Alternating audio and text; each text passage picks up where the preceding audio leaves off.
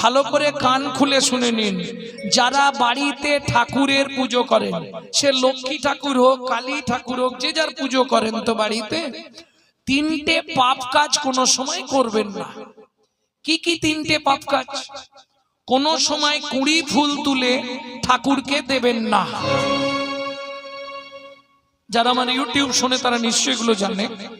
কোন সময় ৩-৪ দিনের বাসি পচা ফুল ভগবানকে দেবেন না। ২, ৩ নম্বর, যেটা আপনারা সব সময় পাপটা করেন, এটা করবেন না। সকালবেলা হাঁটতে যাবার নাম করে লোকের কাছে ফুল চুরি করে ঠাকুরকে দেবেন না। কি হলো, হাসছে কেন? মানে যারা করে তারা হাসছে নাকি? হ্যাঁ, এ পাপ হয়। কোথায় বলা আছে? ব্রহ্মবৈবর্ত পুরাণে বলা আছে, শ্রীমদ্ ভাগবতের ৫ম